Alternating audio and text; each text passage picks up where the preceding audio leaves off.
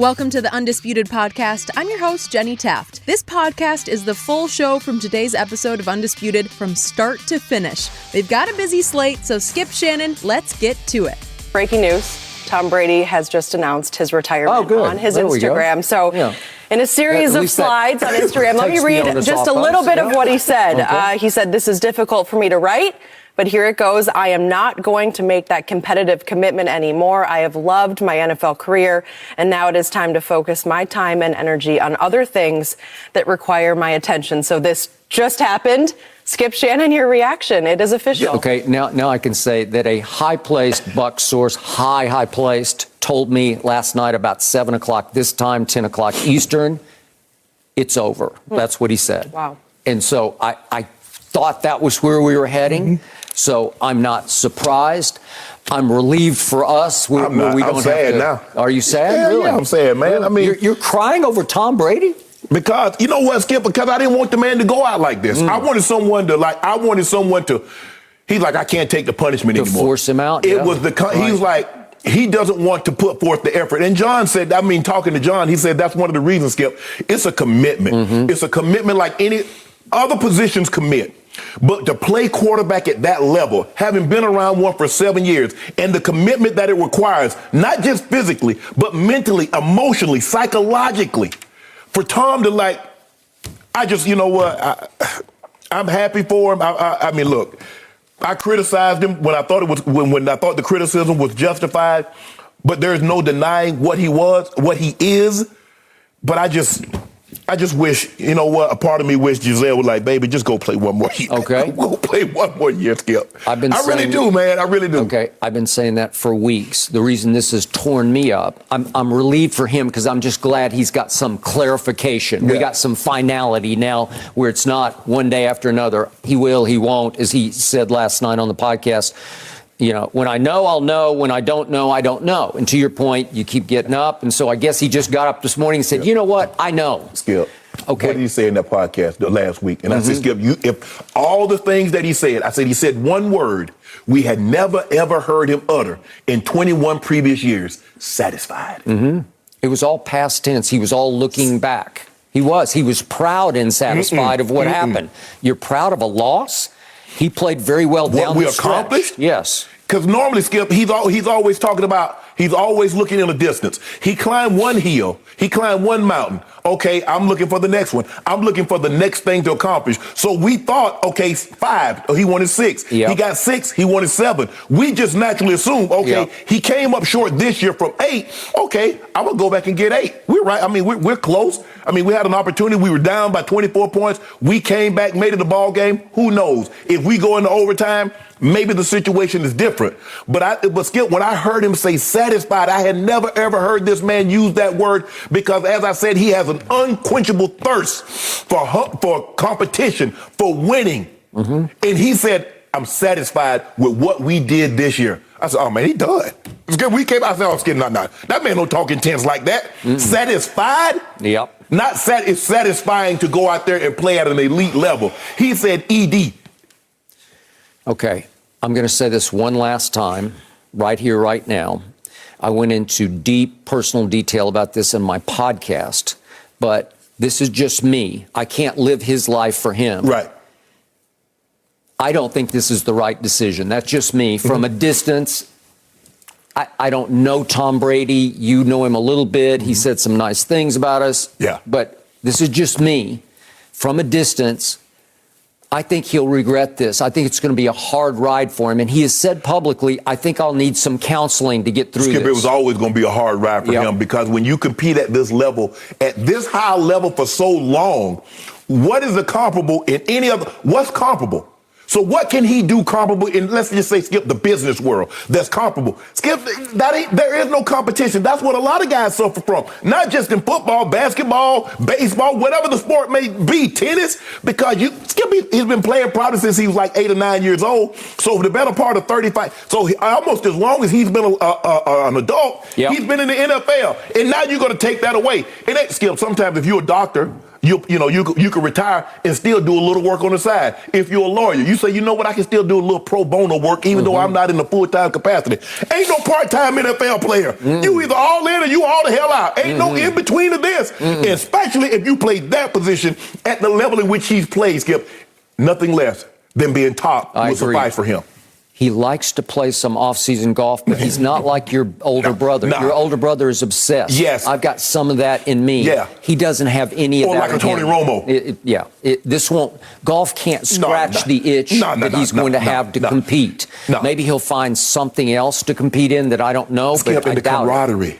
The locker room, the relationship. Skip, where you going to be getting? Okay, that's calling. But to be around the guy, Skip, he's been around guys in locker rooms 4 years of high school, 4 years of college, 22 NFL seasons. So basically 30 plus, almost, 30 years, Skip. He's been in the locker room. Okay. Now, ain't no more locker room. Now, it's a whole different, the guys laughing and joking. You on the bus, you on the plane playing cards. Y'all playing jokes on each other, all that stuff. There's no more mountains to climb like that one. No. And to me, I'm going to reiterate the fact, Pro Football Focus graded him number 1 among quarterbacks this year in the entire NFL at 44. Pro Football Focus said he should be far and away, that's their quote, MVP of this year. Aaron's going to win it. Aaron Rodgers will win it, I'm pretty sure. Right. You thought Aaron should win it, but my point is he at least had an MVP caliber season. Skip, the man threw for the 3rd most yards in NFL history. Okay. He led the league in touchdown passes. Clearly he can come back and play. I'm not saying he can go back and throw for another 5,000 or lead the league in touchdown passes again. Who knows? He might. Yeah. And even though he got off to a rocky start in the home playoff game against the Rams, that was the number 1 defense in the league, graded by Pro Football Focus. He roared back, scored 24 unanswered in the second half, threw for 125 yards in the fourth quarter, including that dime that he dropped to Mike Evans up the right sideline for a touchdown. And yet they gave up the Cooper Kupp throw at the end of the game. He was running a decoy route, and that's what lost the game. So Tom didn't lose the game in the second half. They had one big defensive zero blitz sort of meltdown. That's what it was. It was a meltdown, and that lost the game. And yet, back to the injuries, I don't know that he had any bad injuries. He took Von Miller's helmet up under the chin, it split his lip. He's taken 1,000 of those in his career. 1,000 of those. So my point is, I don't know that he had any concussion issues because I couldn't see them. Right. I don't think he had any ribs or shoulders or anything that I know of. So you're pretty healthy, especially for age 44. Right. And you're coming off what you could argue was maybe your best year ever. Yeah. Okay. At least a top 3. Top 3 year ever. So there's no decline. There's no drop off. To your point, nobody's saying, hey, that looks like that should be the end. There's no reason for him to walk away unless his fire went out for it. I can't imagine I don't believe his fire went out, Skip. Yeah. It's hard to dampen a fire that burned that bright. It's like these fires that happen out here, unfortunately, Skip. It takes months for you to put them out because they get so big. That's a good analogy, actually. That's the fire inside of him. Yeah, Skip. A wildfire, yeah. I believe it came down to this. His family. Watching his kids grow. I mean, he has a 9-year-old daughter. He's like, damn, I done damn near missed everything. I got a 12-year-old son. I've damn near missed everything. I got a 14-year-old son. I've damn near missed everything. That he's absentee father of, who lives in New York. So guess what, Skip? He's like, okay, another year. That means another year, I've damn near missed everything. Skip, because Skip, if he continues to pull it, let's just say for the sake of argument, Skip, he doesn't throw for 5,000, but he throws for 4,530 touchdowns. That means he can still play. He be done push the thing down. Hell, VB getting married. He's still out there playing. So he done missed her high school. He done missed prom. He done missed college. At some point in time, Skip, I mean, it's never a good time. No. It really isn't when you're still playing at that level. Agreed. Man, I'm going to miss the guy. I'm going to miss him too. Yep. But I'm going to miss. Now how you going to get due? Huh? How you going to get due up out of me now? There's one guy you don't bet against. There's this kid named Joe Burrow. Now you don't. Tell me. Oh, so now you a Joe Burrow fan. I've been a Joe Burrow fan. You don't even know what Cincinnati is. You don't even wear a Cincinnati location. I've been there many times. Boy, I'm still processing all of this. Something about it actually being real and hearing it from Tom. It's crazy. He has given us so much. So I'm mad at the rest of the league. Y'all couldn't even make that man retire. He had to walk away to save y'all. We're going to have a lot more Tom Brady because y'all couldn't make him retire on his retirement. Well, we're going to stick with the breaking news from this morning. Tom Brady officially announced his retirement after 22 seasons in a series of Instagram slides. He went on to thank many people that have impacted him, and he said, "I'll take it day by day. I'm going to spend a lot of time giving to others as others have done for me. The future is exciting." Tom has given us so much. Shannon, I want to start with you. How will Brady's legacy be remembered in your eyes? Unmatchable. Never going to see what he did again. You're never going to see it.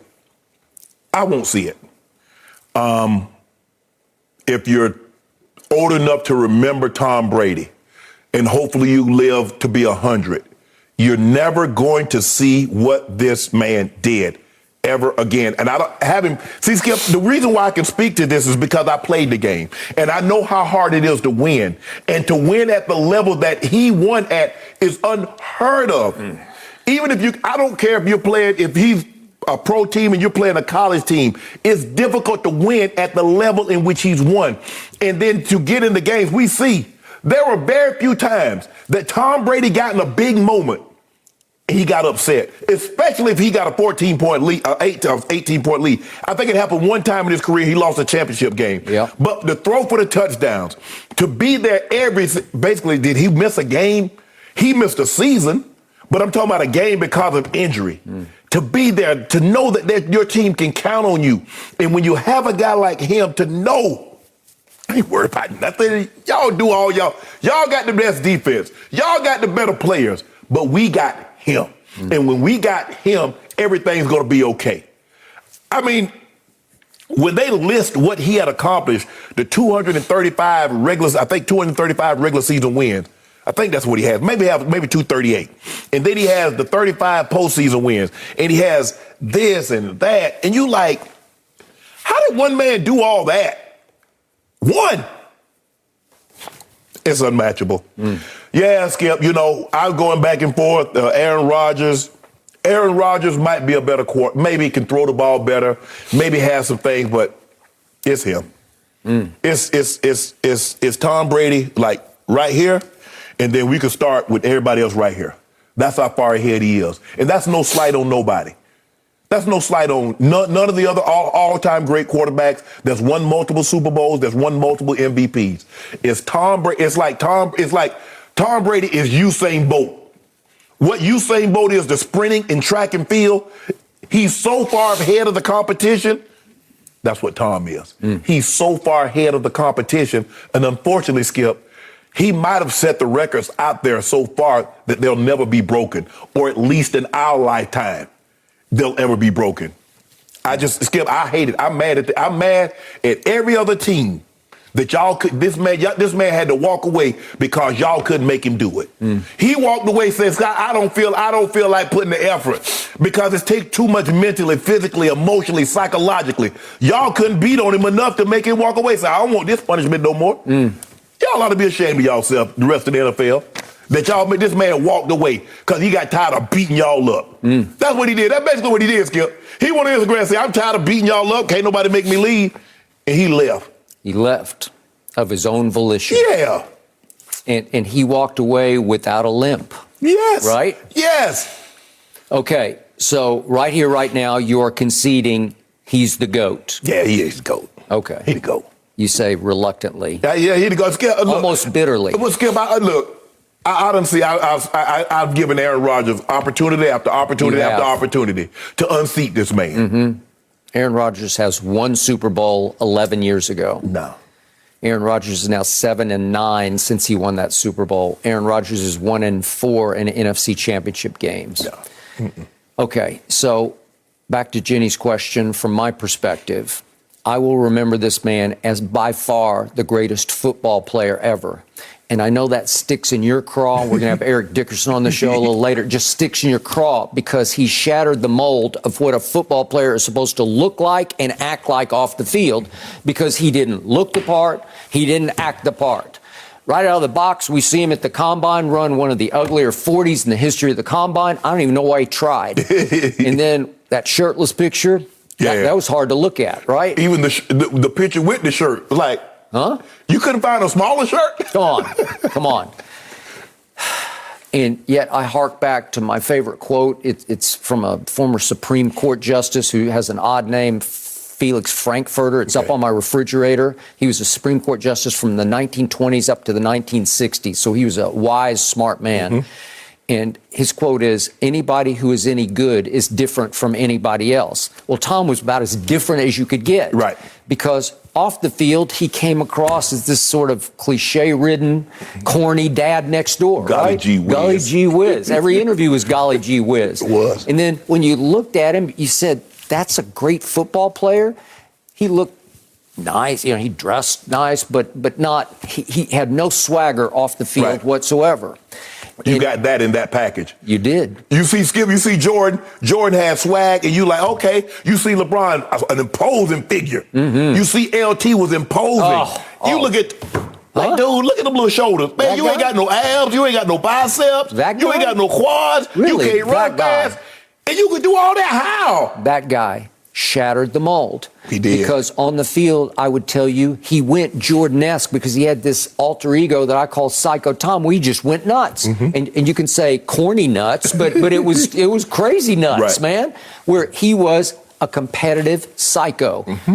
He was going to beat you at all costs, any cost, and he was a poor sport and a sorry loser. Mm-hmm. And I kept saying, well, show me a good loser, I'll show you a loser, but that's just who he was. He said, well, he won't shake hands. Nope. He didn't shake hands. He was a sorry loser, but he won more than anybody.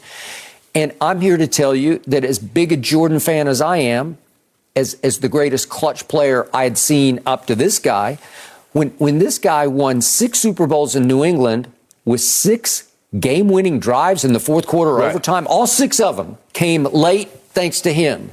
All 6. Wait a second. The longevity of that, and then you throw in another Super Bowl in Tampa in his first year there.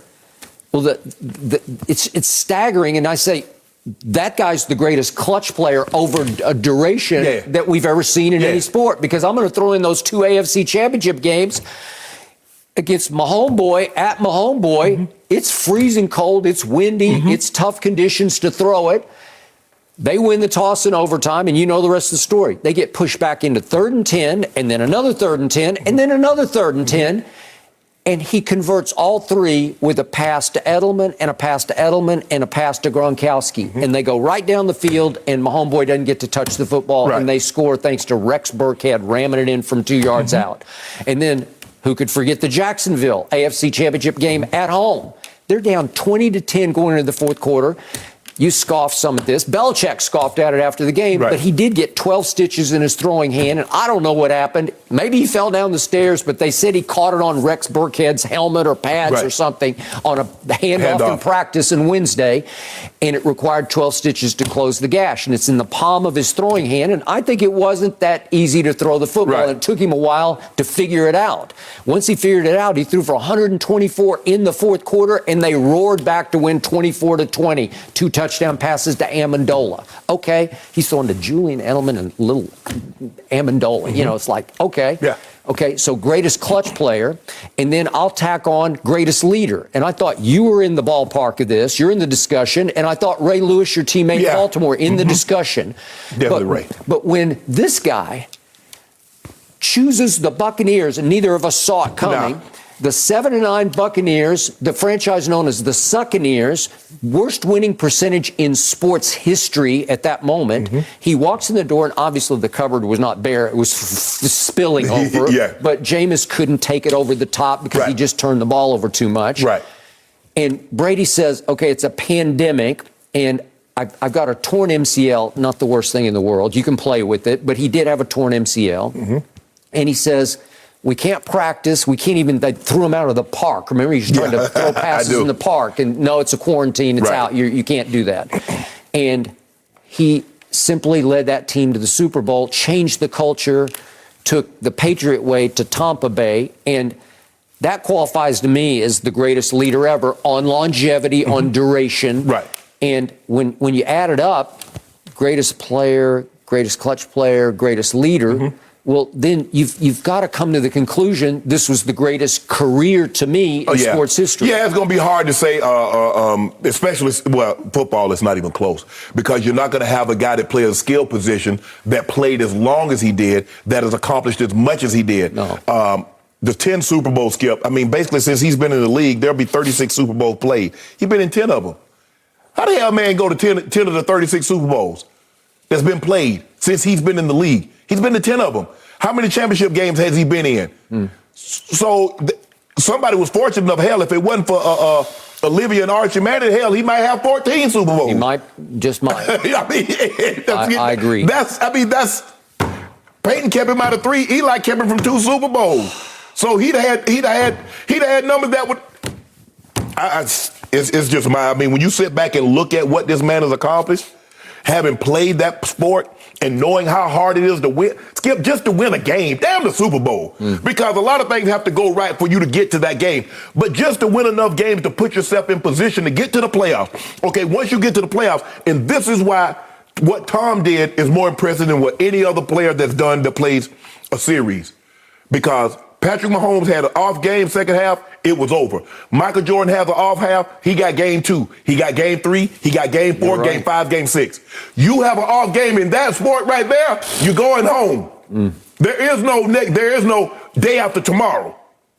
And so for him to have, 35 and 13, I think, 35 and 13, so 48 games. For him to really not have any off games because you have off, you're going home. And to do this over and over, and it's like, and you just knew, Skip, no matter how big a lead you got, if that joker got the ball and he got a couple of touchdowns, like, here he comes. Here he comes. And it was just like, they believe, his team started like, and the other team like, well, damn. Well, we got to play our part. We got to start dropping the pass. We got to fumble the ball. It was like a movie was written, and the other team felt his presence, felt him coming, and they started to do things that was like they wouldn't normally do. He's unbelievable. I know what it is to win in the NFL, but to win at that level, you ain't saying that again. I don't care. I don't care if Mahomes, I don't care if Joe Burrow, I don't care who you get. They're not going to win at that level. All right. So now, as the biggest Brady fan on this side of the table, I'm going to be, I'll say, harshly objective here. Did he get a big break on the Tuck Rule game? Yeah, he did. I was there. Okay. I was in the front row of the press box. Did, yeah. I saw it happen live. It was a huge break. Right. It launched the dynasty. It was the wrong call. We're going to talk, I think, later about Josh McDaniels, who got the Raiders job, obviously, and he admitted to Mark Davis, the son of Al, who's the current Raiders owner. It was a fumble, because it was just a fumble. I still can't believe it got overturned. It was just a fumble, and the game was over, and the Raiders won.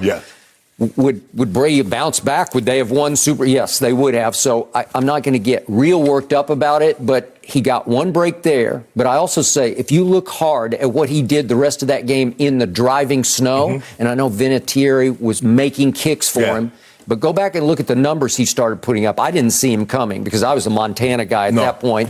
But he was extraordinary in that game. Well, but Skip, we played him the next year in New England. You did what they had a down year. And I was like, hold on.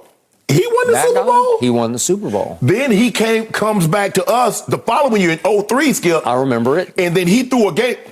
I was like, damn, he might be that guy. Because he threw a touchdown on us, Skip, with like 20-something seconds to go in the game. And you just watch him, and you just get a great appreciation. But he was really, really young, because Skip, my last Pro Bowl was his first one, and I remember meeting him and looking at him like, well, okay, and his family was over there, and I'm like, okay, this gangly kid. I mean, he won the Super Bowl. He was gangly. It was like he ain't throw for no 300 yards. It wasn't no big game, Nope. And then to see and to watch what he became. Okay, now that leaves us with Deflategate. I never held Tom Brady responsible for cheating. I know too many people who know him who defended him to the death on this one. He liked his footballs deflated to the lower end of legal. The lower end, you have a spectrum that you can go high end. Aaron always liked his all the way to the top, and I don't know why. It's just the feel of the grip of it. He liked his overinflated. Tom liked slightly under, grippy, but legal. And we know that Belichick got caught Spygate. Right. We know Belichick got accused numbers of other times for the Josh McDaniel type videotaping of walkthroughs, right? Yes. That Josh got busted for, and it cost him the job in Denver, right? Did. Okay, so with this one, I believe that Belichick attempted to throw Brady under the bus when he called his own press conference the Saturday ahead of the Super Bowl week, right? Yes. You remember he went Mona Lisa veto out of My Cousin Vinny, you know, how she knew everything about cars. And he says, who do you think I am, Mona Lisa Vito? This is the first joke he ever made. I think he was desperate at that point. At that point in time, Skip, the NFL had made it abundantly clear. You get caught cheating again, you were done. Correct. So he wanted to wash his hands. He wanted to distance himself as much as he possibly could. I don't know nothing about no football. Ask Tom. Tom is in charge of the footballs. I just coached the team. So you and I both know that Coach Belichick is in charge of everything. There's a reason why he freezes the football, he greases the football, he has them this because he wants them to be able to prepare for everything. It might be 110 degrees in Miami with 200% humidity, but it might be 12 below in Buffalo, windy. So he's going to prepare his team for as many situational football as he possibly can. He did. For him to say he know nothing. I don't know. Ask my quarterback? No, really? I'm not going to say you don't know anything. So what did Tom Brady proceed to do? He fought the NFL in a home game for the NFL in Manhattan District Court, and he won. That was astonishing to me. And then it went to the appeals court in Indianapolis, and finally Brady had to give it up because it was taking too much of his time and the NFLPA's money. I was with you on the old show. I said, Skip, you actually think this man is a millionaire? You think he's gonna be 32 billionaires? Do you understand how much money they'll throw at this situation? Well, he beat him for one round, and that's all he needed. So they were like, we can't lose, because now if you lose one situation, guess what you're gonna have? All the other players gonna start coming in. And they said, we can't have this. And so, hey, they say, Judge, read the language. This is what they signed up on. So the season was approaching, and he bit the bullet and took his 4-game suspension, which led to Jimmy G's rise, right? Yeah. But like you said, I mean, I think, Skip, if you dislike Tom, if you don't like the Patriots, you're going to hold Spygate, you're going to hold Deflategate, you're going to hold that against them. If you're just an NFL fan, you're like, oh, that happens. Everybody does it. If you're not cheating, you're not trying. And look the other way. Okay, let's just say for the sake of argument, let's just say he got a Super Bowl at the Deflategate. Okay, fine. But what happened after they gave him regular footballs? Hell, he threw for 700 yards against the Colts. Remember what he did in the second half? He threw for like 250 in the second half. And the football was regulation. Last I checked, they were regulation. Then against the Legion of Boom, they were official. Quarter, he threw for 124 more yards. So now, let's just say we're going to take one. He got 6 Super Bowl. Wow. He still got 2 more than everybody else. Correct. All those championship games, you can't deny him. Give him his credit. Give him his proper. He's a Mount Rushmore player. He's to the left. Okay, I argue with Jerry and LT, but Tom Brady's on Mount Rushmore. Where you want to place him at, that's up to you. But you're not going to have a Mount Rushmore NFL player that he's not on it. That's from a Hall of Famer, Shannon Sharpe. Everybody knows that. We're still processing the news being official, and something you guys both pointed out, right? Like, Tom doesn't want the attention to be all about him with the Super Bowl on the way. We know that, yes, we have a week to go before the Super Bowl. I want to get your thoughts here. So according to Fox Bet Sportsbook, the Rams are 4-point favorites heading into their Super Bowl matchup with the Bengals next week. Well, Cincy is no doubt an underdog. They were listed with 200-1 odds to win it all earlier this year, and LA is playing up to their sky-high expectations after their big Hollywood-style acquisitions of Matt Stafford, OBJ, and Von Miller. So, Shannon, is this matchup a recipe for a Rams blowout? No, not necessarily. Now, we know the Rams, what they pride themselves on defensively, Skip, is being able to get after your quarterback. I believe their front four is better than Tennessee, but Tennessee got him 9 times, and they still didn't find a way to win the game. I believe the Rams' offense is more consistent. Is better than Tennessee's, so that's going to be formidable. But one thing that we know about the big Cincinnati Bengals is they don't quit. They won't quit. This is a very interesting matchup. This is only the second time in NFL history where you have 2 number 1 overall quarterbacks going against each other. Peyton Manning, Cam Newton, and now you got Matthew Stafford and Joe Burrow. So it doesn't happen often. Skip, you go number 1, everybody, number 1, surefire. That don't mean anything. Because you see how infrequently that it actually happens. Now, they get there, from Elway to Plunkett and all these guys, Troy Aikman. A lot of these guys are gone, but to have 2 of them go head-to-head is a rarity, considering This is only the second time since they've had the Super Bowl, and the Super Bowl goes back to what, 66? 66. That was the first year I think they had the Super Bowl. So in a game like the Super Bowl, Skip, it's all about momentum. Okay, if I get the momentum, how much separation can I put between you and this and the other team? Because they're going to get the momentum. We saw the Rams. The Rams have the momentum. They got out, put 27 points on the board. The Bucs get the momentum. They tie it up. Yep. The difference was we saw momentum on Sunday. We saw the Kansas City Chiefs. They get out to 21 points, have the momentum. Guess what? They come. Cincinnati gets the momentum. They get to 24.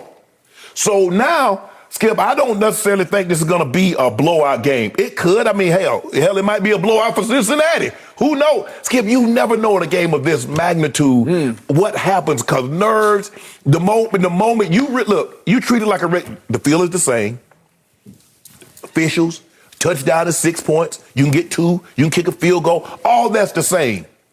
But you know what this is. This is the Super Bowl. When you run out there, normally in pregame, Skip, you run out there, there's a couple of thousand fans in the stands. Run out there for the Super Bowl and see how many people in the stands. See all those media all on the field, and you got to dodge camera crews and all that stuff. You know it's different, and you know this game can change your life. This is the game that you become a legend. Tom Brady became a legend, and Tom Brady ain't become no legend in no regular season. Nobody became no legend in no regular. You become immortal in this game, and somebody's about to change the way we look at them forever. Because Joe Flacco, Skip, the way we look at Joe Flacco, what he did was because of that game, what he did in the playoffs, and they're here now. But Skip, I really don't see a blowout. I understand why the Rams went all in. They got OBJ, they got Von Miller, and Matthew Stafford. But Skip, the Bengals are for real, man. I get it. It doesn't Cincinnati and Super Bowl. Cincinnati and Super Bowl. I get it. It doesn't just roll off your tongue. But okay, underestimate them if you want to. Okay. I am shocked at what you are saying, because we're a little later on the show going to have the Rambassador on, your man Eric Dickerson. You become the second Rambassador because you went to the game the other night with him and sat in the box. I did. Okay, so you love this team. It's Hollywood. Yeah. It's Odell Beckham Jr. He's found rebirth in Los Angeles. All of a sudden, he's risen into the 1A receiver to Cooper Kupp. And Cooper Kupp is the receiver. He won the Triple Crown of receiving. He's the star of stars. Unlikely, but happened out of Eastern Washington. And you love Matt Stafford from the start. Nobody can spin the football better than Matthew Stafford. Bruce Arians says, I go out early to watch one quarterback warm up on the other team, and it's Matthew Stafford.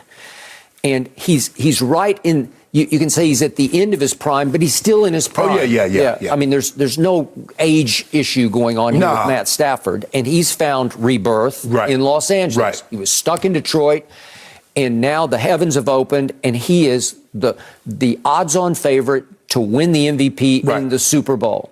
You have a boy wonder coach who can call it the way nobody can call it. He can get as hot as anybody can with his play calling. They got Cam Akers back miraculously from an Achilles tear. I don't know how they did this. In July. I don't know how, but they got him back, so they got their two-headed monster with Sony Michel. And their offensive line was sensational the other day. They did it. Whitworth is back. It was just...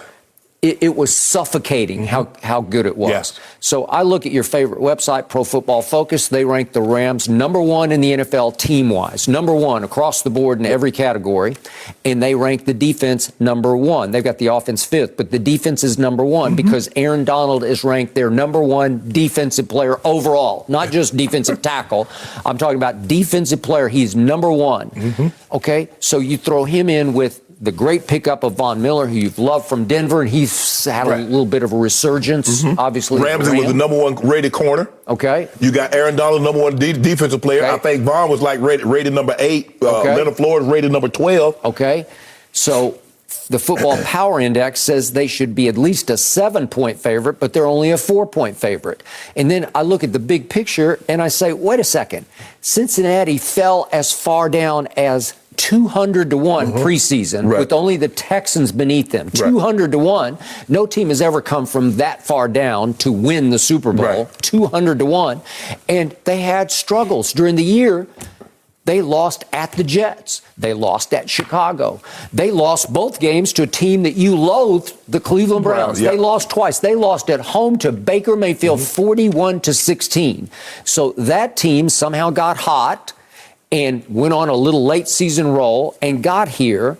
And yet I'm surprised you're not making the case for a blowout, because it has blowout written all over it. Yeah, not with this team. Okay, and by the way, I failed to mention, the game is at the Rams Stadium. But unfortunately, the Bengals are the home team. And the Rams are the okay, but that's just they because but Skip, I mean, you watch the Bengals, and that quarterback is not good enough. Skip, first of all, I don't know if there's any other quarterback that would have taken 9 sacks and his team still won the game. How many times have we seen a guy get sacked 9 times and his team win the game? It's impossible. Normally, when you get sacked 9 times, at least 2 or 3 the ball's coming out, and they're going to get it. Totally agree.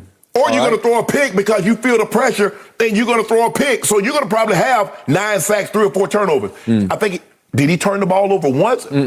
So, Skip, they're going to be in here. But if I'm Raheem Morris, I'm going to say, hey, it's on us. Offense is going to do what they do. Aaron Donald. Because the Bengals defense wound up 17th in points allowed this season, in the regular season. So go ahead. The Bengals did a very good job of pass protecting, and when they did break down, Joe Burrow did a great job of getting out of harm's way. Sometimes he threw the ball away. A couple of times he picked up first downs with his legs. But I believe the Rams' defense is their front four is every bit as formidable as the Tennessee Titans. And if they can get him 9 times, I believe they can get him 5 or 6 times. Okay, and they have a big iffy tight end in Uzama, who is a real security blanket for Joe Burrow. Both of them dealing with the same injury. They have the same sprained MCL, which is bizarre, but the 2 tight ends. But that Kendall Blanton came in the other day, and he made 5 big second-half catches for 55 yards. And I said, that guy's pretty good.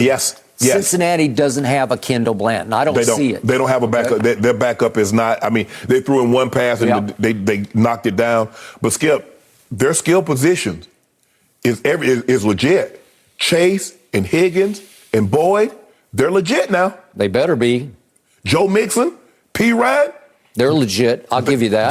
They are throwing. They can run it, but they prefer to use their running back in the passing game. They'll throw it to Joe Mixon. They'll throw it to P. Ryan on the screen. They're very good at the screen game. Because you're so anxious to try to get upfield to get pressure on Joe Burrow, they catch you, hit you with a quick screen, and we saw P. Ryan go 41. I got it. Yet I believe the Bengals' offensive line in the regular season was graded 25th best. Yeah, they bad. Well, 25th best against the number 1 offensive line, a line that was high in every category. Well, Joe Burrow was sacked the most. The Rams had the 3rd most sacks. Now, it seems like a recipe for disaster. I would say that's why we're asking this question. It seems but like you won't go to disaster. No.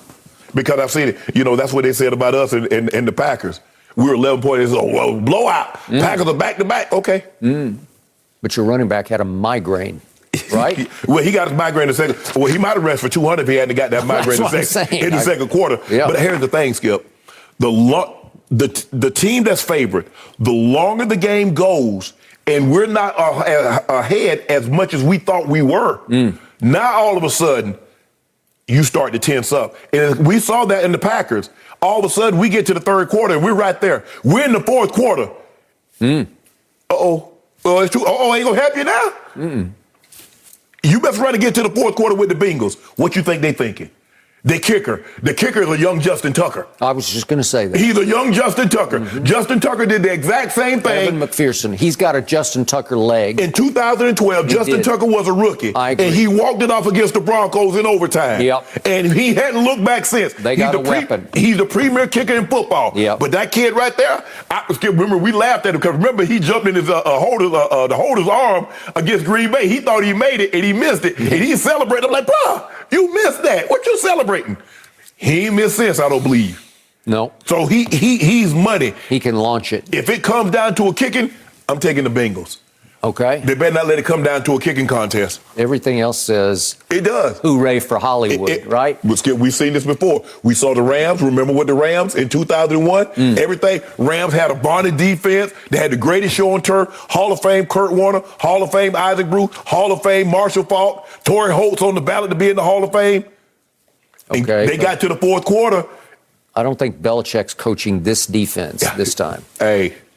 They just believe. They just believe. And like you said, but you ain't got no confidence in Matthew. Hold on, time out. You ain't got no confidence in Matthew Stafford. You say he gonna be who you thought he was. I know, but you're reflecting no confidence in him. I'm surprised because you love Odell, no. You love Matt Stafford. You should be saying this is a walkover. No, I ain't gonna say no walkover. I'm saying I believe I'm gonna pick the Rams to win. Okay, but I ain't talking about no blowout. Why not? No. What you're doing where your mouth is. Come on. No, I give you them 3 points, though. I don't know I if give I you 3 points. Give me 3? Well, it's 4.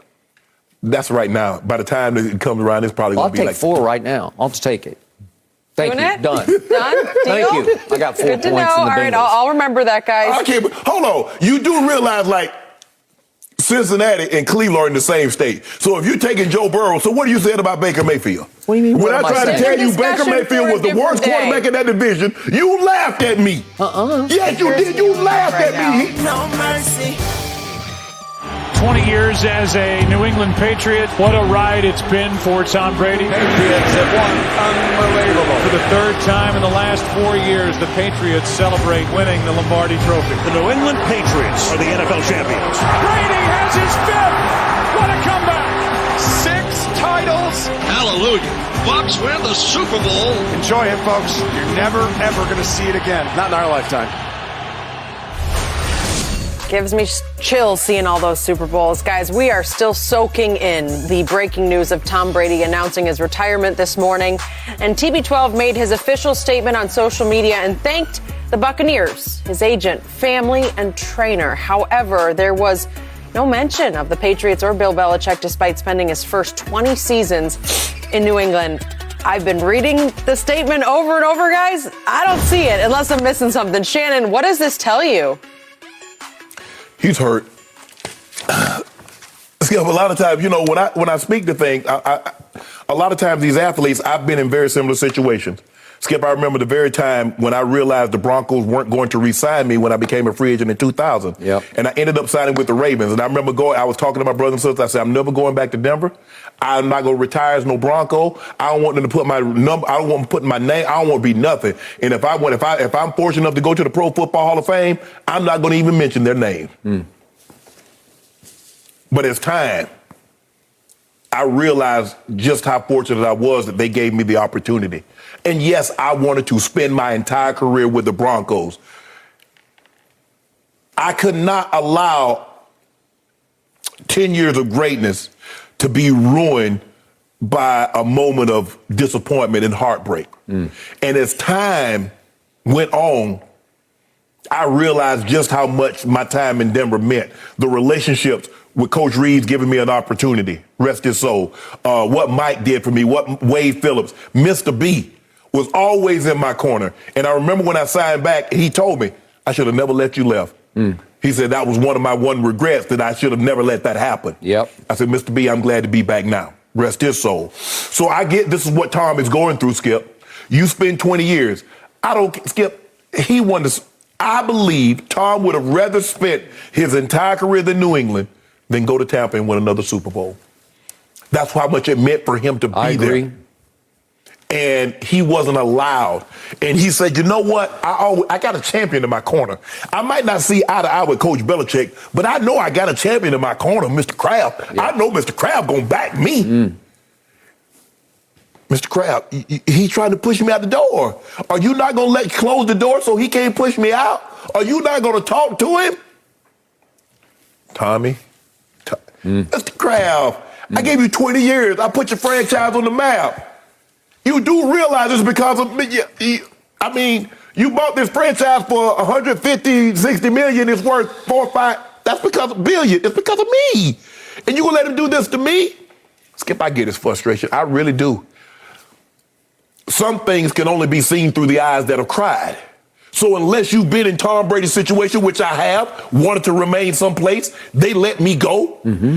Skip, I won a Super Bowl in Baltimore, just like Tom. My first year there, I won a Super Bowl. So I know what he's going through. I know the exact emotions that he's feeling.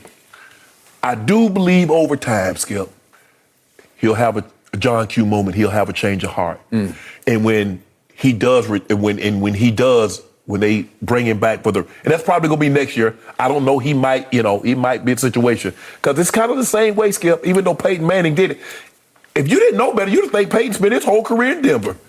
He rarely makes an appearance in Indy. He rarely says anything about Indy. He got pushed out the back door. They didn't want him anymore. They said, you can't play anymore because you got neck issues, right? They said the exact same thing to Tom, and he's feeling that way. That's why he did not. This is not an accident. Skip, I can see, okay, I like to thank Mr. Kraft. I like to thank the great fans of New England and the surrounding areas. You've treated me great for 2 decades. Okay. Skip, he mentioned, if you didn't know better, he spent 22 years in Tampa, which you and I both, and everybody knows that did not happen. So that's not an accident that he didn't mention any of the past 2 decades. That's not an accident. That man too smart for that. No doubt. So we have gone back and forth for years about this. And because I know so many players who played with Tom who believed that Tom was the driving force of the Patriot way, not Bill, but Tom. Now, publicly, a lot of them have stood up for Bill because he's still there and they still are Patriots at heart. And Tom went and won a Super Bowl for another team. And that's the very thing, Skip, that made it survive because it's the Patriot way and it's bigger than any one player. Even though Tom because look, you can implement anything you want, but you got to have a driving force. You got to have that one guy.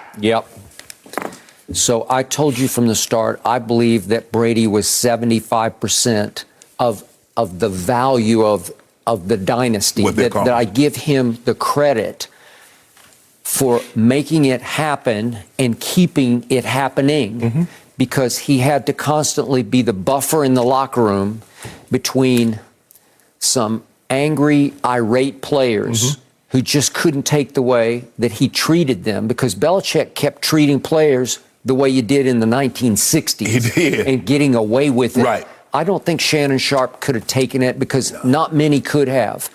But it was because Brady would say behind closed doors, it's okay. We're going to win in spite of all that.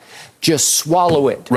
And constantly, Belichick made an example of Brady in practice and in film sessions. I'll never forget what Chad Johnson, our friend Chad, then I think Ocho Cinco, said. His first team meeting as a Patriot, remember he had one last hurrah there with New England.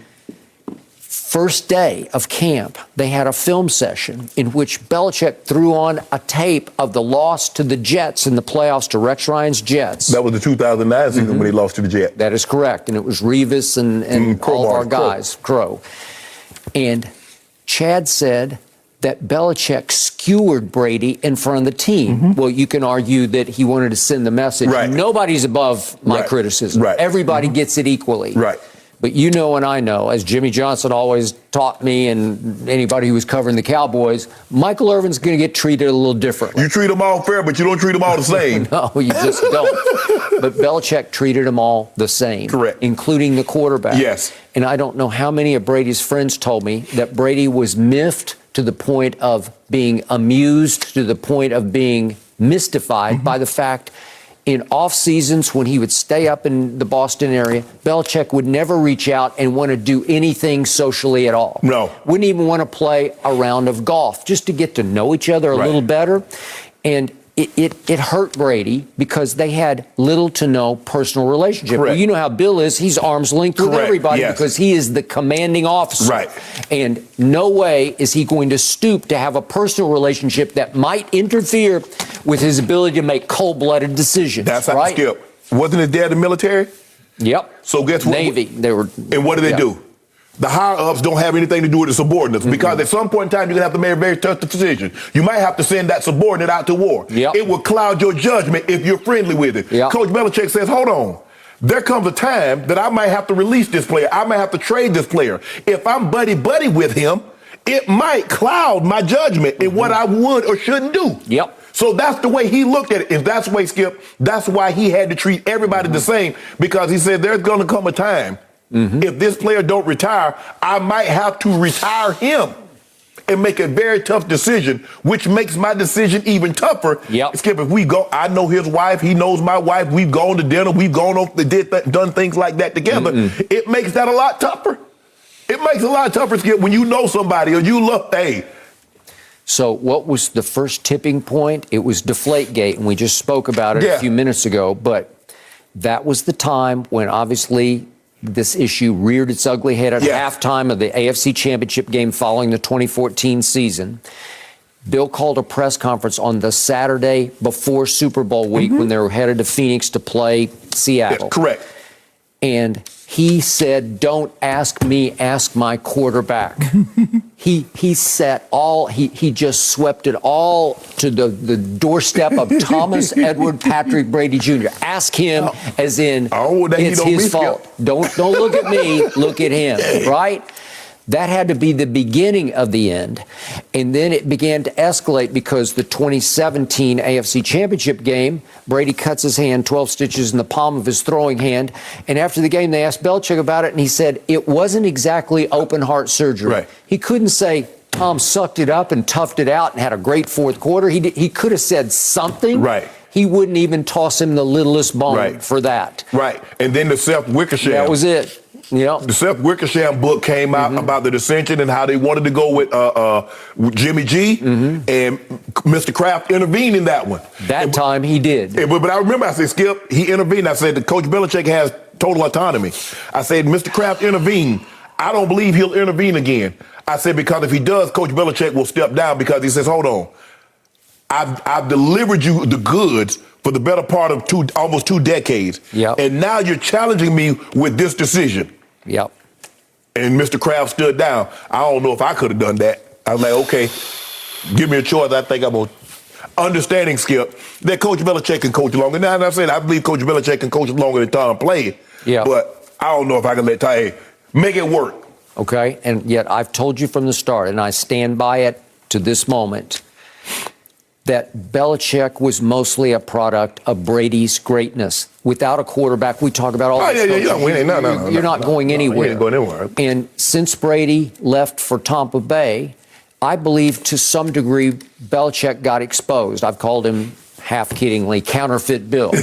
But to me, after their playoff loss at Buffalo, I tweeted that Mac Jones is about as far from Tom Brady as I am right now from Buffalo, and I'm in Los Angeles. And that's what he's going to be up against going forward. So now, all of a sudden, everything shifts back to Belichick. The ball is in your court because that guy ain't playing anymore. Right? You've got the ball in your court. Well, maybe you can ask him to come back and play. Well, would he go back and play? No, he would not. He is done with that because they were done with him. He is. He considered by who all he think. The man think the Glacier and the Tampa region and all this and all of you ain't get 20 years.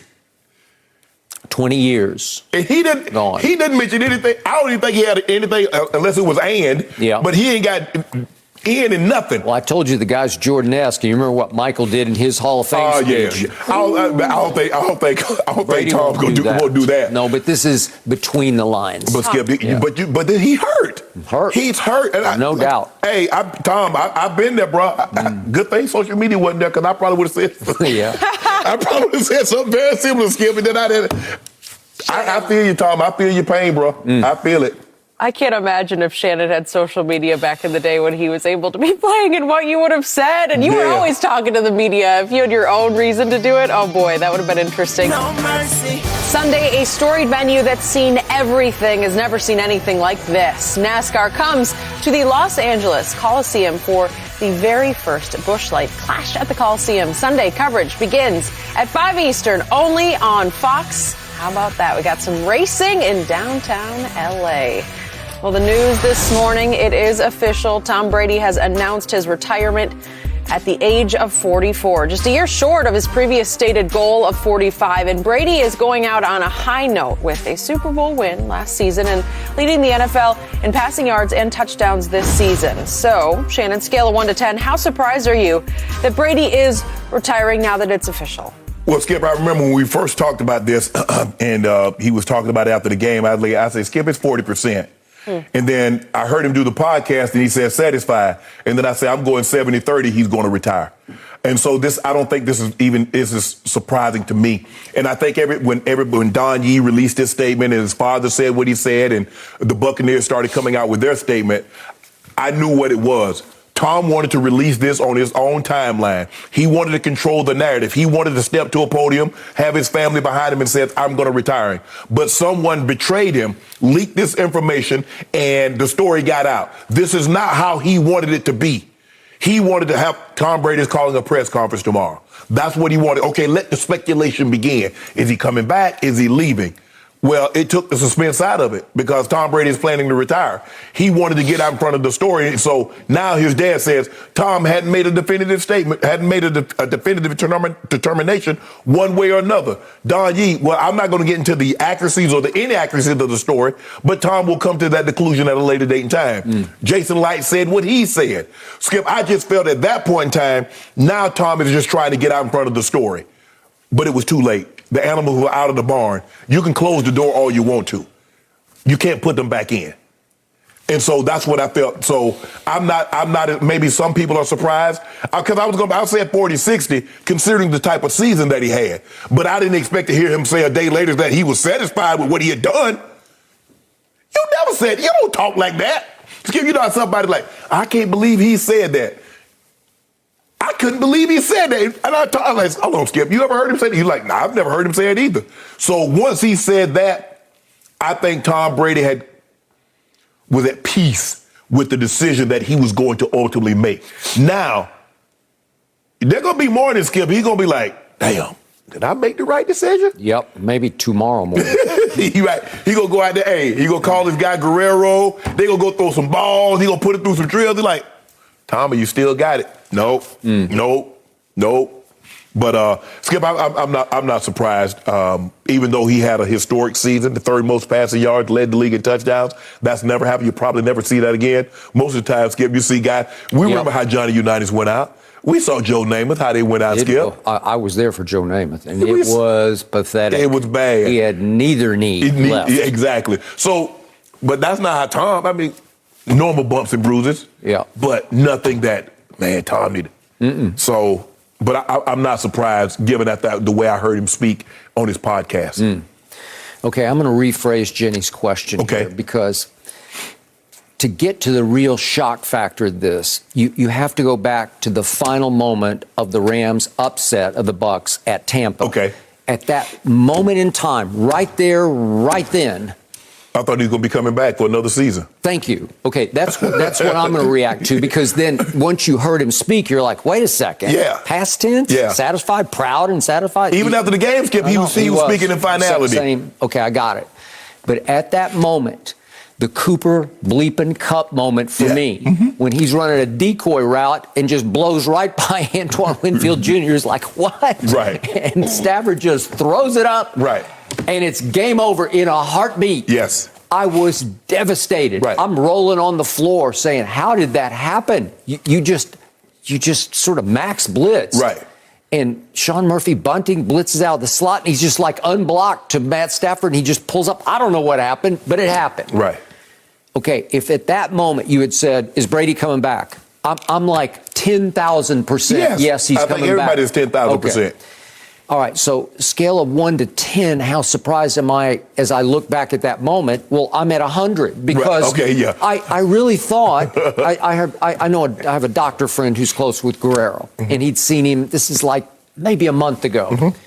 And Guerrero said, just in passing, and this wasn't like official, take it to the bank kind of stuff, but he said, Tom's definitely going to play one more year, and then we'll check our oil and see what we got, you know?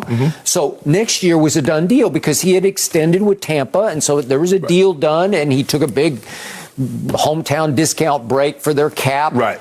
And yet, when the smoke cleared after that loss, and you start thinking, okay, wait a second. Godwin could be gone, and is Gronk going to try it again? And you start looking at the finality of what were the Bucs. Right. Then you start saying, okay, I got that. But I'm just talking about for Thomas Edward Patrick Brady Jr. Right. At the end of that game, I thought it was a done deal that he was going to play one more year and then see how he felt. Right. Then when he starts talking about, I never wanted a farewell tour, so I think he feared that next year would start to feel like a farewell. Right. People would treat him like this is it, last hurrah. Yeah, bringing out rocking chairs and all kinds of bedroom slip and skip. You know how does it feel the last time you're going to play at New Orleans in the Superdome or whatever? How does this feel? And he didn't want that, but I just didn't see this coming because you could argue he had, as you say, like a top 3. You could argue he had a top 1 season. You could argue that. Pro Football Focus said far and away he should be the MVP this regular season. And as far as I know, health-wise, he is extraordinarily healthy for a 44-year-old who's played 22 NFL seasons, because you can't get to 44, as you well know, playing any other position except that position. That's it. Only that position. Yeah. And does he have his aches and pains? Sure he does. Does he have some lingering, ongoing that will bother him the rest? Sure he does. Sure will. But the number one issue for his wife was concussion. Right. And I'm still convinced he got away with a concussion at Bears. Chicago last year. It was his first time around, right? It was a Thursday night game, and Khalil Mack was all over him and busted him good. Yep. And I think he was concussed, because you remember what happened at the end. He's all for, and you're all over him. And I'm saying, no, he's saying he's going to win 4 playoff games and go win the championship, right? Yep. But he was woozy, and he lost track of the downs, and I believe he was concussed. And I think they hit it because they didn't even put him on the injury report as concussed. And I don't know how they got away with that, but it's because he's Brady. They got away with it. And I don't know if Giselle was apprised of this, but that's the one thing your wife does not want to hear about, is your mental faculties going forward into your post-career, right? So, but to my knowledge, he didn't have any concussion issues this year, and he didn't have a shoulder, he didn't have a knee. He got his knee repaired in the offseason. I don't know what's not to like about playing football. To your point, Skip, I think we probably would have been it's probably been a greater percentage that Aaron Rodgers walks away from the game. Totally as agree. Opposed to Tom Brady. Completely concur, because there are those who believe he might just walk. Right. Yeah. Yes. Because he's not nearly as obsessed with football as Brady is. No, Tom, I mean, for the longest time, Skip, I really didn't know Tom took a vacation. It wasn't until after that Super Bowl, all of a sudden, Skip, he was in Dubai or Monaco or somewhere on a camel or something. He was. Yeah, so and prior to that, he had done a great job. If he were taking vacations, we didn't know about it. He didn't post it on social media, but he was always back in time for off-season conditioning. He was always there. And if I'm not mistaken, that might have been the first time. Now, they tried to gloss over Tom normally. There's been several times. No, it's not. Because everybody is required to be there. That's what's expected of them, to be there for the offseason conditioning in New England. So for him, that was like, okay, Tom is getting out. Tom is like, okay, I'm my own guy. That was probably the first time, and Giselle was probably saying, okay, babe, you're doing all this time. Well, I want some time too. So that means you're going to have to miss off-season conditioning. That means there's certain other things. And so I think it got to the point, and he's looking, Skip, like you said, he got a 14-year-old, a 12-year-old, and a 9-year-old that I damn near missed every important thing that they do. I told you I damn near missed it. I did have a Bucs source tell me 1 week ago today, if Tom Brady were single, he'd play 5 more years. Oh, absolutely. Okay? Absolutely. There you go. But I believe if he's single, he wouldn't be what he wouldn't be what he became. Well, you could make that case. and that's true. I give you that. That's what most of the quarterbacks, they go ahead and they tie the knot and sell it down, because you need to be settled. You need to be stable. You know what I'm talking about, Skip. I do know. Unfortunately, I do. Okay, we're moving on. No mercy.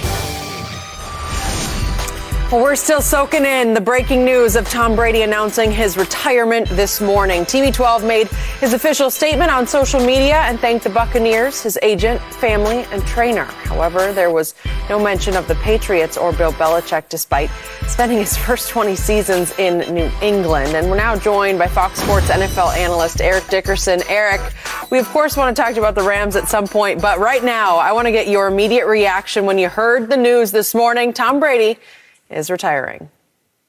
Well, really, I wasn't shocked. I think it's about time. I think that what Shannon said earlier, I think that in the off season, I think he'll go back and probably like, man, did I do the right thing? I think both him and Skip said the same thing. Because let me tell you, you can't replace football, and he's still playing at a high level. He's still a great quarterback, and once you step away, you really can't go back. And I think that for him, the way he's playing in 7 Super Bowls, winning 7 Super Bowls, playing in 10, I don't think you'll ever see that ever happen again. For sure, not in my lifetime. Because that just shows the greatness of Tom Brady. And look, I did call him an old man, I think about 3 years ago, but still, he was an old man. Time out. An old ass man. Okay. Thank you. Okay. Yeah. Old ass. Matter of fact, when I was in Tampa 2 weeks ago, when we beat the Buccaneers, a guy turned around and said, "So he's still an old ass man?" I said, "Look at the scoreboard. Look at the scoreboard." But I don't think you'll ever see a guy, do what he's done in pro football ever again. And I think one of the sad things is that I just don't see why the Patriots didn't keep him. You see, he didn't thank the Patriots, and I think he did that intentionally. I mean, I think the Patriots would have had another Super Bowl if they'd have kept him, and that's hard for a player because I think as time goes on, he'll soften on that area, just like all of us do. I did with the Rams because he's always been known as a Patriot. He'll always be known as a New England Patriot for sure. I mean, even though he won a Super Bowl for the Buccaneers, a team that he chose personally and won it in 1 year. I mean, think how great that is. You go there the first year, you choose this team, and you win a Super Bowl. I don't think any other player could have done that but Tom Brady. So, like anything, I have to give the man his props. I mean, hey, you always say he's the greatest Skip. I'm sure you cried like a baby when you heard it this morning. I'm surprised you're on air right now. You can't get over it. Hell, I shed a tear this morning. This man was crying on TV. Yeah. It's sad I didn't expect to feel the way I did.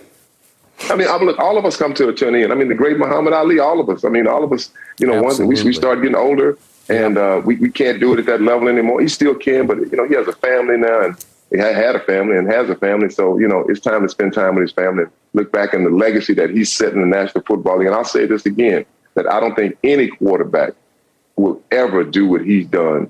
And I know, like I said, in my life, I don't think ever again, because that shows just how great Tom Brady is. Love him, hate him, no matter what. You have to say how great he is. So, real quick. Go ahead. Eric, the reason Shannon was upset was because the rest of the league didn't make him go home. That Shannon wanted to see that moment where Tom finally had to say, "No, Moss, I can't take it anymore because you guys, you've outlived me," right? Edie, you know how we do, Edie. You got to make him turn it down. Man, I ain't And it didn't happen. He left of his own volition, and he didn't limp away. He walked away. He walked away. Yeah. They let it walk away, Edie. Yeah. Okay, go ahead. Yeah, but you see what team retired him? Huh? Oh, you did it? Stafford did that? What team retired him? Thank you. But what I'm wearing right now, these colors right here made him retire. These colors right here, that's all I got to say. I got you. But in the end, it wasn't Brady's fault that the Bucs lost. They blew a blitz. I don't know what happened. Cooper Kupp's running a decoy route and runs right by Antoine Winfield Jr., and Matt just lays it up to him, and it's ball game. But Brady can walk away from that game saying, "I threw for 125 in the fourth quarter. I scored 24 unanswered points in the second half to make it 27 all." So I'm not sure that you guys beat Brady as much as you beat the defense. We beat Brady. Well, I'm going to say this here. You know what? Say it again. That's what losers always say. Man, if we'd have had one more quarter, man, if we would have ran out of time, man, if we would have turned that football over, won that football game. We'd have had 2-minute drill. That's what losers always say. Hey, we won that football game. First of all, Skip, that game should not have even been close. No. Without those 4 turnovers, that score should have been 45-10, 45-3, but it wasn't. So but we won the game. That's all that counts. But we did win, didn't we? That's all I got to say. All right. So this is what I heard from both of you Hall of Famers along this trail. I heard some resentment that this old-ass man was still playing at 44 years of age because he was playing the one position that you could survive in because he had sort of figured out how to beat the system. Yeah. I just get rid of the ball in 2.5 seconds. You can't touch me. The rules are rigged to protect the quarterback. Oh, they right? I mean, yeah, because they're the face of the league, and nobody wants to go to a game and watch without the premier guys. It's like showing up to a basketball game and you think you're gonna see LeBron and Steph Curry and neither one of them play. What what the hell? I don't think it's for that. I want to see those guys. So you want to see the Aaron Rodgers and the Tom Brady and the Stafford. You want to see that, Skip. No, I don't resent Tom. I understand the league and how the league is set up. I'm mad at the rest of the league. Okay, I got it. They let Tom pieced them out. He did. He pieced them out, Ed. We don't want you to piece us out. We want to drag you out. we want to drag you off the field. Well, look, that was never going to happen to Tom Brady. The NFL and the officials would have never let that happen at no cost. That just wasn't going to happen. And you know what, Skip? I mean, Shannon, I wouldn't even want to see that happen to him because, he's had such a great career. You don't want to see one of the greats go up. You never want to see Muhammad Ali go out the way he went out. You never want to see the great players, limp off the field in agony or like in defeat. But even though we did give him defeat, but he didn't limp off the field. But, I still say, I'm happy the way he went out. And look, I'm still a Joe Montana guy, but like I said to you earlier, I have to give it up. Yeah. You have to call it like you see it. This man is a great quarterback, a great ambassador for the National Football League. He's done things, like I said, that I don't think you'll ever see. Think about that. You'll never see a guy go to win 7 Super Bowls. You know how hard it is to get to 1? I never got to 1. Shannon, what you played in 2? It's hard, man. I got 3. It's hard. It's hard. It's difficult. 10. He played in 10. Man, 10 win more Super Bowls than 7. any other team. The team. Man, so there you go. I mean, like I said, he's the GOAT at that position. All right. So I also would sense from each of you guys a little difficulty in embracing Brady as the GOAT of your game, in part because he had no real cool factor to him. Off the field, it was, aw shucks, gee whiz. He came across like the corny dad down the street or the corny dad next door. And it's like he didn't look or act the part of the greatest football player ever. Is that fair? Well, no. He looks the part of a quarterback. That's how quarterbacks are built. They got narrow shoulders. They're not abbed up. They don't have any biceps. When we look at quarterback, you're like, you can only play quarterback. You ain't playing no other position. But for me, you're not real athletic. You know what? Exactly. But for me, this is Tom's day. If we want to debate another date and time, okay, Jerry, LT, Tom, who's to go? Okay, fine. But today, Skip, for me, give him his due. Like ED said, the amount of the amount in which he won. 200. The guy has over 200. Nobody else has 190 wins at quarterback. He is in the 230s, 240s. What? He lost championship game. He lost 3 to Peyton. So he lost 1, so 14. So he's been to 14 AFC championship games. Yep. He won 10. He did. Who else getting the 4? What team? Forget the player. What team has been to 14 AFC championship games? One man. What team has been to 10 Super Bowls? One man. What team has won 7 Super Bowls? One man. What team has 35 career playoff victories? He has more playoff victories probably than any other team, Skip. You got to go back, like maybe the Cowboys has that many, maybe or whoever. But I believe Tom Brady is the winningest team. TB12 is the winningest team in NFL history. Yeah. Let that sink in for a second. All right. But for me, Skip, I think the thing is, and we're talking about, he didn't think anybody. It's kind of like a relationship. Somebody can be with one person for 20 years. Yep. They get a divorce, and all they're going to focus on is the new partner. I want to thank such and such for coming in my... Bruh, what about the lady that helped you while you grind? What about the gentleman that helped you while you grind before you came to what you became? Yep. Skip, it's just, you have those feelings, you have those emotions, you're hurt, and then hopefully, like I said, I believe Tom is too classy of an individual to harbor this. I believe it'll take a while. It's going to take a while, Skip. Yeah, he's hurt. Right. It's raw. Yeah, I got it. So, Eric, one last thing for you before we go on this topic. You look back at Joe Montana, and I was a Montana guy too. 4 Super Bowls, 4 victories. 3 of those were big blowouts, right? So I became a Brady guy because he's 7 out of 9, but the first 6 came with 6 game-winning drives in the fourth quarter or overtime. That eclipses what Joe did in his day, which was your day. Your thoughts? Well, it's like anything. I think it's the era you saw, the era you played in. I played in the era with Joe Montana. I saw him play. I watched Tom Brady for television. I was on some of those fields when I saw Joe Montana bring him back. I think that's the difference. I think people will say, well, Tom didn't play in an era where they could really hit the quarterback. I think all of us said that, man, you protect the quarterback. When Joe played, and I played and Shannon played, you could bust the quarterback up with no problem. So I think that's some of the drawback that people always say. But you can't take away a man's credit. You can't take away the wins. You can't take away the Super Bowls. You can't take away, how great he is. He made teams better. He made players better. Some of the players that played with him, man, they wouldn't have made it on other teams. Right. He played with so many different players in football. As Shannon, well as well as I do, it's so many moving parts. Mm-hmm. You don't never have the same players all the time for his whole. He had played with the same players his whole career. Think about this. He went to the Bucs in 1 year, chose the Bucs, and took them to the Super Bowl at home, and they won it. Mm-hmm. Bam. Say no more. Like I say, drop the mic and walk out. And AD, you make a point about different eras, but guess what?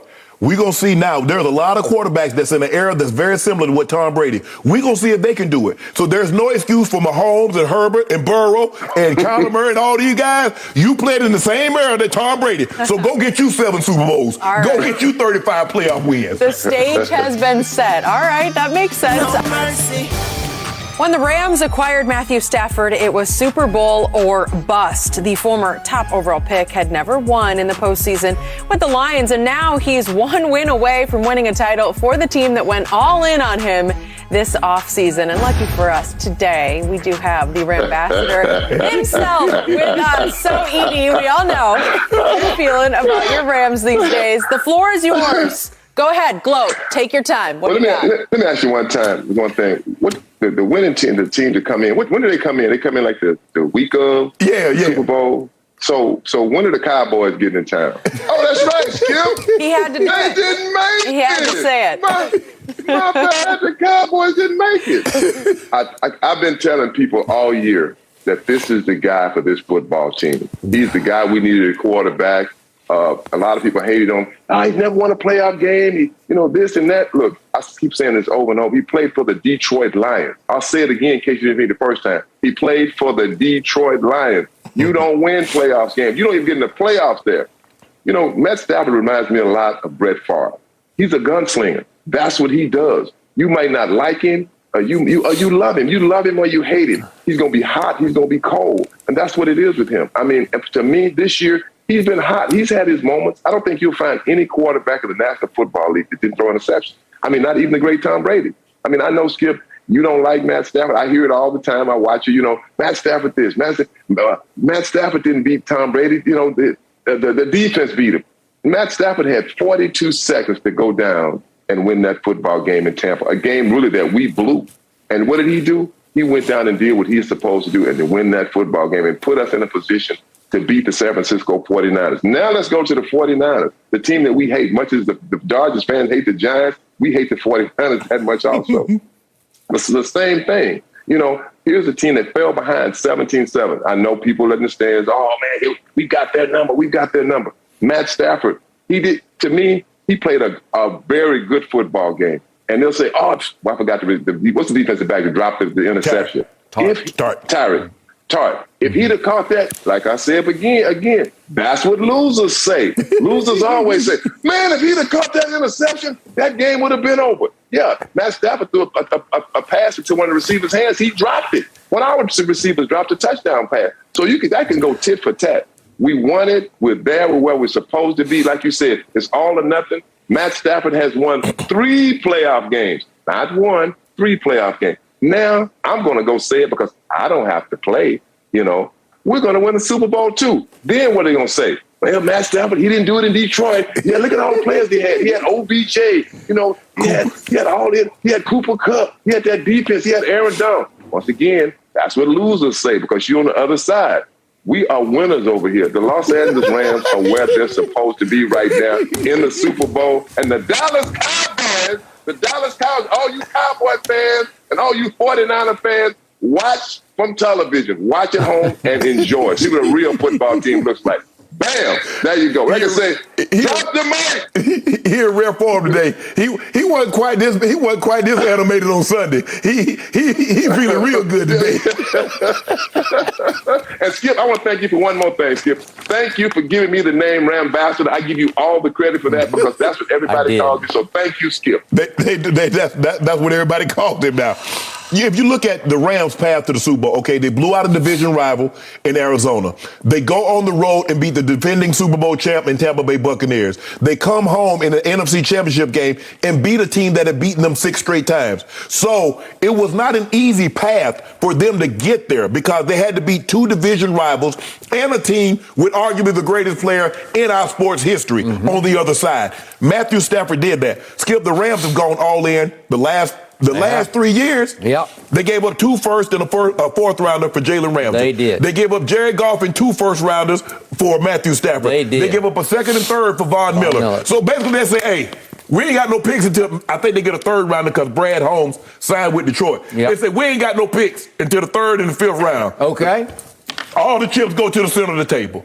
And so Matthew Stafford has done what they brought him in to do. Now he has to finish it off to validate this, Skip. It's just not good enough. Jared Goff got them there. They said Matthew Stafford is the guy that can get us over the hump. Yep. So if he pulls this off, he's validated the move. This was, okay, we shoved all in. Yep. This was not a bluff. We had the goods. He's delivered the goods. Okay. I believe he's going to do it also. But there's a lot of things can happen. I don't believe the moment he said he's been in this league a long time, played some good football games. He said he's built for these type of moments. Okay. So now, back to Rambassador. You now get the Bungles. You get the Bungles at home in the Super Bowl. The same Bungles who before the year were 200-1 to get to the Super Bowl. The same Bungles who went to the Jets this year and lost. Went to Chicago this year and lost. Lost twice to Baker Mayfield. Lost at home to Baker Mayfield 41-16. So Rambassador, I need you to put your money where your mouth is. I need you to predict this as at least a 21-point blowout, will you please? You see what he tried to do, ED? I see what you're trying to set me up. No, you know what? I'm not. Like I'll say, Skip. I'll say this much here. I'll say this here. I said it yesterday. We'll win this game by at least 14 points. Could be 21 points. Look, let me tell you something, Oscar. Once again, hey, we play who's in front of us. The Dallas Cowboys ain't in front of us. We played them. If they were there, they didn't you make got it. me. But they couldn't be in the same. They're gone. So anyway, and hey, it's not our fault. Over and it's out. not our fault. It's not our fault that we had to play the Bengals. Kansas City had a 21-3 lead. 21-3. If they win the Super Bowl, and like I say, if they win the Super Bowl, but they're not, people would be, oh, for sure the Chiefs are going to beat them. For sure. But they're not there. Okay. We're there. We earned it. You know, think about the 3 games. We lost 3 games in a row. Then people start, oh, the Rams, look, Matt Stafford throwing all these picks. You know, for sure, this is the wrong guy. Boom. We answered. We came back and got on the roll again. That's what you do in football. That's football. Okay, so I want to be on record here. Eric Dickerson just predicted a 21-point win in the Super Bowl for the Rambassador Rams. Am I right? I said 14. No, I said 14. It could be 21. I need you to put your money where your mouth is. I need 21. Come on, have some guts. Have the courage of your convictions. 21 points. I'll bet you whatever you want. You got it, Skip. 21 points. 21? I get 21? You get 21. You get the 21. I don't need to be betting Diet Dew on that. I need to be betting some cash, some hard cash. Well, what do you want to do? Like, I don't know. What do you want to start with? $100 or what? What do you want? What do you want? You call it. Let's make it $500. $500 for 21 points? $500. Okay, I'm gonna take the 500. I'm good. No, you got it. You got it. $500. You got it. You got it. Plus 21. Thank you. And I forgot to mention one guy that you wouldn't be in the Super Bowl without. OBJ. DJ. Was OBJ balling out on Sunday, ED? Man, let me tell you something. Since he's come to the Rams, he has balled out. It took him a while to get into the mix, to learn the offense, because McVay has a different offense. All teams do. And he has been a big plus. I said that weeks ago. When we got him, I'm like, I think he'll be great here, because one thing you don't hear about from McVay's camp, you don't hear a lot of talking about this and that and who's the star, who's that. When you watch him and Cooper Kupp react to each other, both of them are so happy for each other. You can see it, man. Like, hey, man, congratulations. That's what you want on your football team. He has made some big-time catches, great hands runs, great routes. So, for sure, this guy, I wouldn't be surprised if he has one of those breakout games in the Super Bowl. Another one. I know you hate this. You got to be hating. Another one. Yeah, what do you think? 2 bills this time? 200 yards? Well, maybe. At least 100. At least 100. Come on, that's like a child's play for OBJ. No, it ain't no child's play. But hey, you know Cooper Kupp gonna get his now. You know Cooper Kupp gets him against everybody. My cup runneth over. Well, it ran over against the 49ers because they tried to triple team him and they couldn't stop him, right? Well, you had to contend with OBJ. You got to contend with him. You have to. Boom, now you got it. I mean, we lost Robert Woods. It was a big loss. You've got Aaron Donald, the greatest defensive player ever, says most people, right? He's trending in that direction. He's trending in that direction. And yet, my final point to you, Mr. Dickerson Rambassador, is that just a small note. Over the last 8 games of the regular season, would you believe that Matt Stafford led the league in interceptions? I don't know how it happened, but it happened. Okay. Can I say this here? Huh. Who's in the Super Bowl? Is Matt Stafford in the Super Bowl? That's all I want to know. Is he in the Super Bowl? He is. Brett Favre led the league in interceptions before, too. Yeah. Damn. Pow! I got Joe Burrow plus 21 for 5. He got his Ram color on.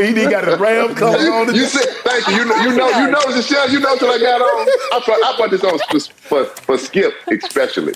So what? Oh, that's right. I was going to say that. That's right. The Cowboys not coming in town. They will be at home in Dallas watching it on TV. They will. With Jerry. You got Eric, me. how badly have you wanted to say that to Skip? Oh my God! Yeah, you we don't can feel even it. Understand. I've been waiting to give it to I am Skip loving that you are prematurely gloating. And by the way, Jenny, before we go, Sure. I do have to give Eric one big prop here. He has a new book out, which I have read, and it's called Watch My Smoke, The Life and Times of Eric Dickerson. It is worth buying and reading. You heard it here first. I love that. Awesome. I definitely need to check it out. All right, Eric. I hit you up later today, ED. You enjoy this for now. Best of luck to your Rams, and I know we'll be checking in with you again very soon. After 22 NFL seasons, 7 Super Bowl rings, and 3 regular season MVPs, Tom Brady is officially retiring. Brady was still playing arguably his best football after leading the league in passing yards and touchdowns this past season. So, Shannon, in your opinion, how hard will it actually be for Brady to retire, to walk away here? Extremely hard. The most difficult thing he's ever done. Even more harder than playing football. Yep. Because for the better part of his adult life, this is what he's done. He's devoted his life to football. He's devoted a large segment of greatness by denying those he loved the most football. Skip, and that's what I tell people. Look, it's okay. Everybody does not want to be Tom Brady. Everybody does not want to be that pinnacle of greatness in their given field. It doesn't matter what the field is. Everybody is just, some people are just okay. Hey, bro, I just want this 9 to 5, pay my bills, go home to my wife and kids. Dude, that's them. If that's you, I got no qualms with that. But if you want to be that or a facsimile of that, you have to go all in. There is no balance. There is no shortcut. So this notion, well, I can get off this. Ask anybody. Ask this, whatever it is. Ask anybody that's at the upper level of their profession. Ask them what they sacrifice to get there. And I guarantee you, oh, damn, I'm going to miss ballet, I'm going to miss piano, I'm going to miss some practice, I'm going to miss this. I don't want to do all that. He did that. Now, Skip, you go from preparing every year, guess what it was? He might have took a week or 2 off, and it was the grind, same thing again. Now, Skip, what I'm going to do with all this time I got on my hand? Because in professional sport, it's extremely structured. Okay, I wake up at this time, I'm going to go train, I'm going to come back, I'm going to eat, give me a little rest, maybe watch some tape, go train again, come back, get rubbed down, hey, watch a little more tape, get ready to do it all over again the next day. And you do that over and over. I ain't got to watch no tape, not Skip. What I'm going to do with that 3 hours I was watching tape? Skip, what I'm going to do with that 2 hours I was working out? Damn. Oh. But Tom, you want to go? No, I don't want to go. It's going to be extremely hard, Skip, because he doesn't have anything to that. Like you said, golf. He's not a golfer. He don't want to be on a golf course every day playing 1836 holes. That's not what he is. No. Business can't scratch that. Okay, he's in, I saw he's made a couple $100 million off. Okay, and that ain't football. That's not football. That you don't have that camaraderie that he had. And remember, money can't be the object because his wife makes a lot of money. She worth more than he is. They got money. Skip, when you play for something that money can't buy. See, that's the only way you can truly be happy. When you have something money can't buy. Yep. Money can't buy you Lombardis. Money can't buy you what this man has. Mm-hmm. And that's why he was able to achieve that, because he didn't play for it. Yeah, the money was good. Tom, first of all, he was underpaid. Yep. So how much he made in NFL football, they need to double it. Absolutely. The Patriots need to say, Tom, you know what? We paid you $200. Mr. Kraft ought to write him a check for another $200 million. So you know what? We underpaid you for your entire career. Mm-hmm. So here's another $200 to try to make it right. We can't give you your total value, but we can try to compensate you for some of the things that we left off. Yep. Skip, it's going to be extremely hard for him because that's all he ever cared about. That's all he ever wanted to do. He wanted to be the best possible football player he could be, and he devoted his life. Mm-hmm. Every waking moment was devoted to football, and he denied. I'm not going to sit here and say, but it's hard for me to believe that he was the best husband, father, or all the things he could have been, because football was the most important. Yep. For the very first time now, Skip, he said, you know what? My family is more important than football. And he says, if my family's going to be more important than football, and if I can't go all in on football, I'm done with it. Yep. Think about it, Skip. The man threw for 5,300 yards, which is the third most in NFL history. He led the NFL in pass. He said, if I can't, that's what he wrote. He wrote. I can't give that all to football anymore. So it's time for me to let somebody else do it. Yep. So basically what he said, I can't give it the kind of attention and desire that it needs. It's time for TV to let it go. That is correct. Like Teddy Pendergrass, he said, I think I better let it go. All of which is why he has acknowledged publicly, I'll probably need some counseling as I go forward into my next life. Yes. This man was obsessed with winning football games. He was addicted, body and soul, to the process of getting ready, preparing to win football games and championships. At some point, you burned out on the process, as in the meetings, as in this film study, as in all the mental preparation. Not even close to what he did. Not even close, because he lived for tape watching, because he loved to watch tape at night at home to the detriment of his kids and his wife. He sat and he poured over tape because it was like the game to him. Oh, I could do this. They got to find one thing. Yeah. He's got to find that one weekness, Skip, that they don't know that exists, but he sees it. Josh McDaniels told the story of one night he gets a cell phone call from Brady late at night during a prep week for a football game during the regular season. And Brady's saying, hey, they're playing Cincinnati. He said, I'm watching a preseason tape of Cincinnati 2 years ago, and I see that the safety is due. And McDaniels is saying, well, that's the guy. That's what, so that's what we're going to do on Sunday. Yep, I found that. Yes. Shannon Sharpe said, I can't do that anymore. No.